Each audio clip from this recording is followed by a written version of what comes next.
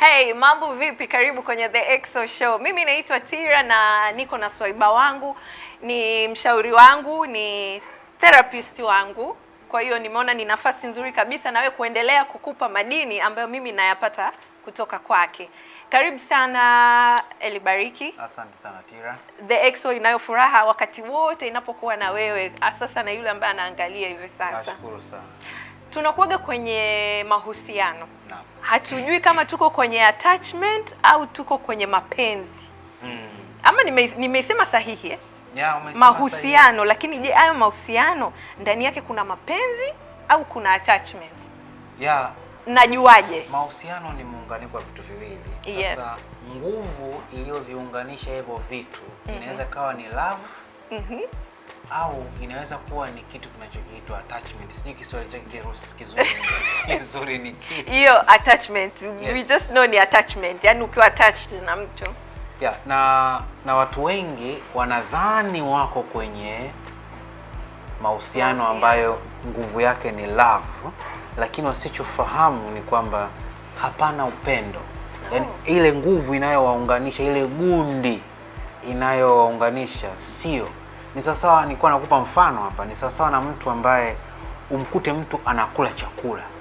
Wewe unaweza ukafikiria kula anavyokula kwa haraka haraka ni kwa sababu kakipenda chakula, lakini kumbe anakula haraka haraka kwa sababu ana njaa. Kwa hiyo ule msukumo wa kula haraka haraka unakuwa ni msukumo wa njaa, sio msukumo wa kukipenda kile chakula. Hii ndio namna rahisi pengine ya kuweza kuelezea tofauti ya mahusiano ambayo yametokana na attachment ama na love. Okay. So mimi najuaje kama mtu wangu ambaye niko naye hii ni attachment au hii ni mapenzi? Najuaje? Na hapa ni swali muhimu sana, na ni swali ambalo watu wengi tungeepusha matatizo mengi sana yanayotukuta kwenye mahusiano baadaye kama tungeweza kuona hizi ishara. Sasa ni vizuri kuelewa attachment, aina fulani ya mahusiano ambayo inatokea kwenye attachment ni mtu ambaye ana mapungufu. Ni mtu ambaye hajiamini, ni mtu ambaye ana majeraha, anatafuta mtu mwingine amsaidie kuziba matundu yake. Okay. Kwa hiyo ni mtu fulani hivi ambaye hayuko sawa ndani yake, lakini anatafuta, yaani kwa mfano mtu ambaye hajawahi kuexperience upendo katika maisha yake. Sawa? Ndani kuna gepu fulani. Kwa hiyo anapokuja kwako, yaani anakuja wewe umhudumie, hana utoshelevu.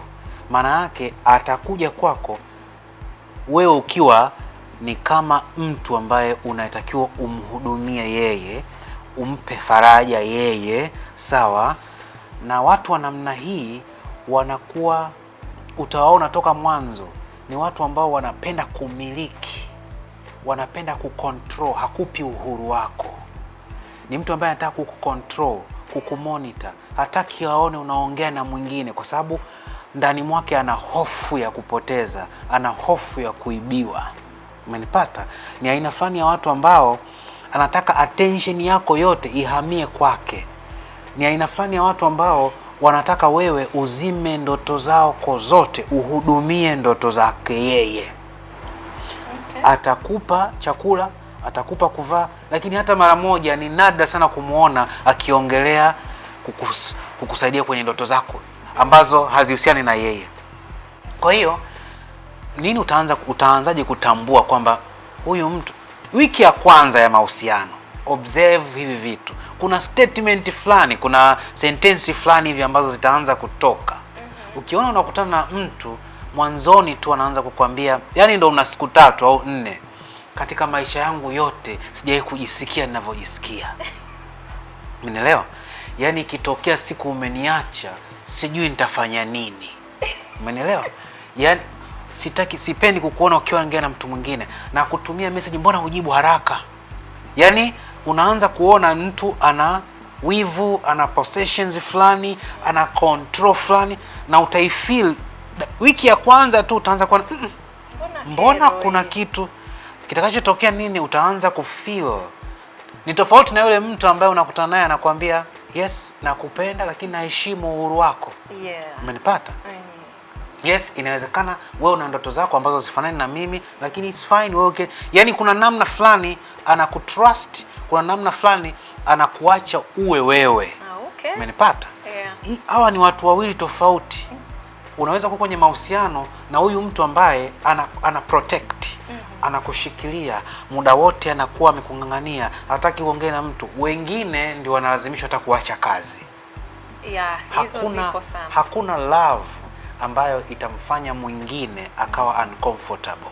True. Ukiingia kwenye mahusiano ukajiona napoteza ile identity yangu, yaani naanza kupoteza thamani yangu, inapotea uhuru wangu, unapotea, yaani ndoto zangu zote zinazimika, ujue upo kwenye attachment. Na hii tayari ni dalili ya hatari.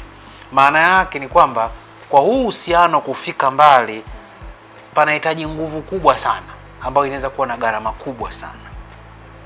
Kwamba kuna mmoja ambaye hapo itabidi ya give up vitu anavyovipenda au exactly. Kuna mmoja atalazimika ili hilo liende. Kuna mmoja atalazimika kuzima kila kitu chake. Kwa ajili ya bahati mbaya sana kwa upendo huwa tunasema nikifanya hivi ataridhika. Hakunaga mwisho kwenye attachment. Exactly. Utasema okay, basi ngoja niache kazi. Utakaa nyumbani.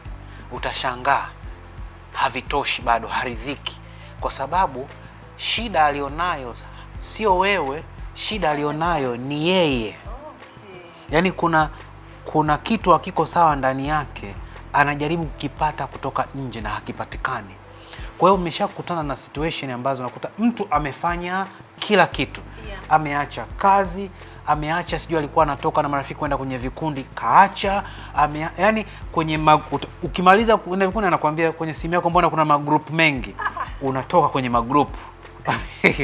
Umenielewa? Unasema okay, kila weekend nitaenda kusalimia nyumbani. Kila wakati unaenda nyumbani unaenda kuongea nini? Unielewa? Huyu ni mtu yuko insecure, hana security, amepoteza ule uwezo wa kupata ile security yake. Kwa hiyo kila mara anatafuta namna ya kucontrol vitu vingine, na kwa hiyo unafika mahali utatoa kila kitu mpaka unabaki mko mtupu. Ukishafika hiyo point, nini kinatokea? Hauwezi kuexperience upendo tena. Kwa hiyo unakuta mtu sasa yuko ndani lakini yupo tu kama pambo fulani hivi. Mume au mke amerudi, hajisikii chochote, kwa sababu mtu anapokucrush, unapozima ile space yako, kinachotokea ni kwamba emotions na wewe zina shut down, na hapo inaanza safari nyingine ngumu sana. Sasa mbaya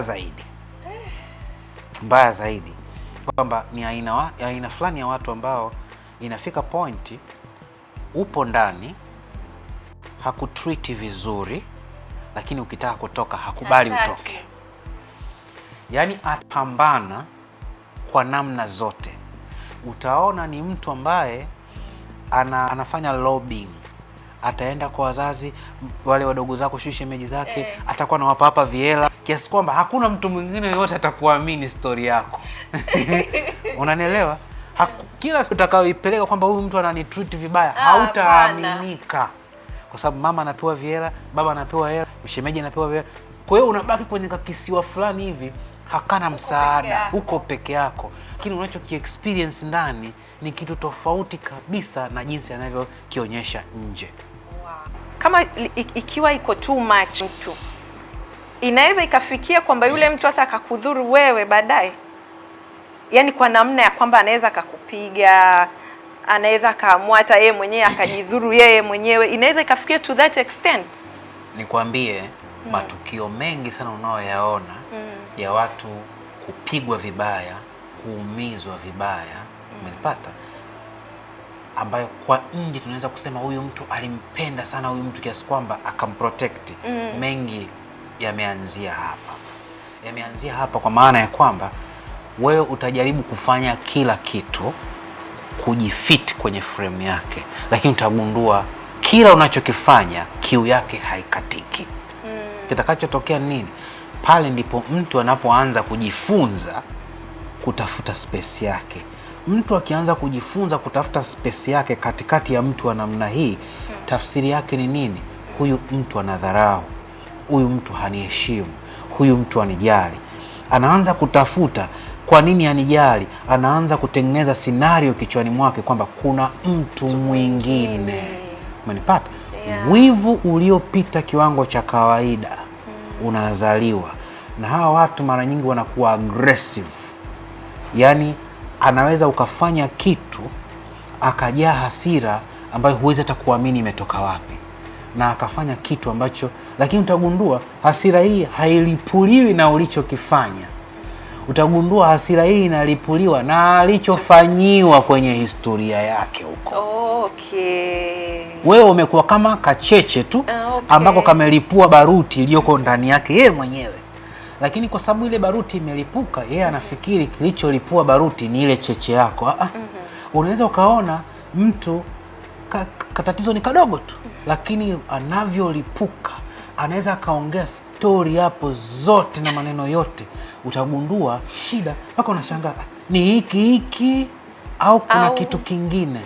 Utakuja kugundua huyu mtu tayari ana majeraha, na hiki ulichokifanya au ulichokisema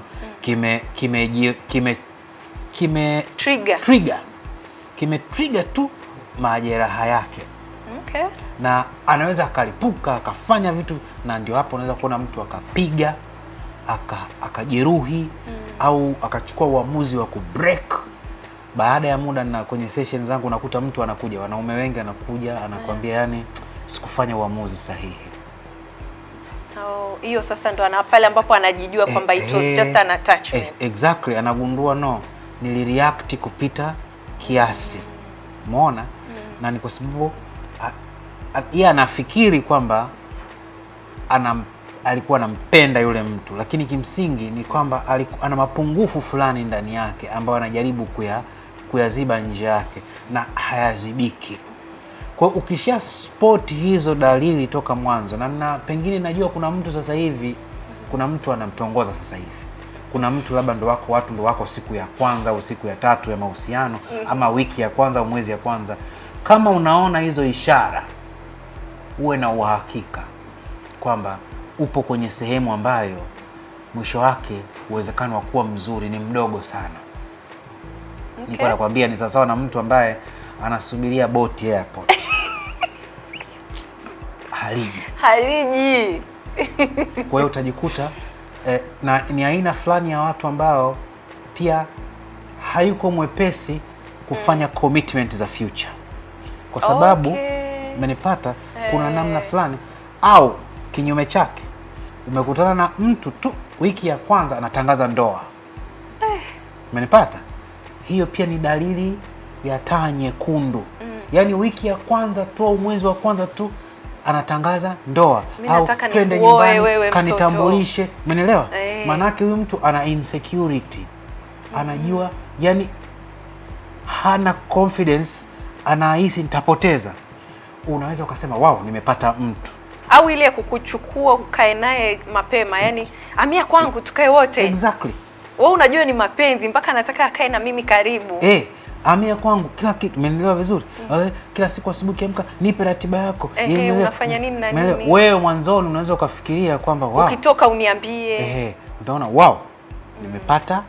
Lakini ananijali. Usichojua ni kwamba hakuna namna, baada ya muda fulani atakinai na kile, atatafuta kitu kingine, atatafuta kitu kingine, atafuta kitu kingine. Wakati anatafuta kitu kingine, wewe unaendelea kufinywa mpaka unabaki kwenye kachumba ambako hata kusogea kushoto wala kulia hauwezi. Huna rafiki, huna mahali unaweza kutoka, huwezi kwenda kwenye shughuli yoyote, huwezi kwenda kwenye mkutano wote, wengine mpaka hata kwenye nyumba za ibada hakuna kwenda. So hii ndio ile unakuta mtu ana kila kitu lakini hana nuru.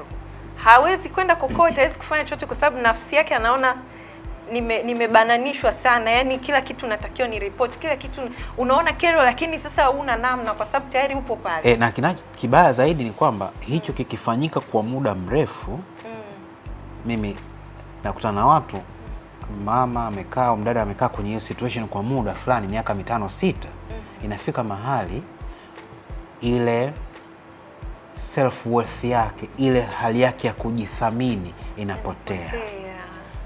Hajithamini tena, confidence inapotea. Yani anaona hata nivae niipendeze kwa ajili gani? Yani anakosa, yani anapoteza motivation, dream zote zina shut down. Anakuja mtu yuko chini kabisa. Unashangaa mtu anaanza kuchoka, usi ana kila kitu ndani, exactly. Mbona kachoka? Katika mazingira hayo mnakuja kusikia fulani amekunywa sumu. Mnashindwa kuelewa. Mbona ana magari? Mbona anakaa mahali pazuri? Mbona kama anapendwa sana? Umenipata vizuri? Yaani tena alikuwa hawezi kutoka kwenda kokote bila kumwambia mpenzi wake. Lakini kumbe ni utumwa. Ni sawa sawa na kipindi kile cha utumwa, si ndio? Yes. Watu wamefungiwa. Hakuna kutoka kwenda mahali. Unaweza ukasema kule kufungiwa ni kwamba huyu mtu anampenda sana huyu mtu. Hapana. Kuna kitu anachokihitaji kwake. Na utagundua mara nyingi attachment msingi wake unatokana na mtu kutaka kupokea, kureceive na sio kushare. Mimi naanza kuvuta picha na watu wengine nao walikuwa na maswali, alafu naona na yanaelekea kwenye hii. Yaani unakutana na mtu yeye hataki kugive, yeye anataka kureceive. Wewe ndo mfanyie. Akija akiwa na stress yake, wewe ndo umsikilize, lakini wewe ukiwa na stress zako hana muda wa kusikiliza. Kwa hiyo anakuwa kwenye mode ya kureceive, lakini sio mode ya Umenipata? Kwa hiyo matokeo yake unajikuta mwanzoni utaprovide mpaka kibubu chako kitafanyaje? Kitakata. Wow.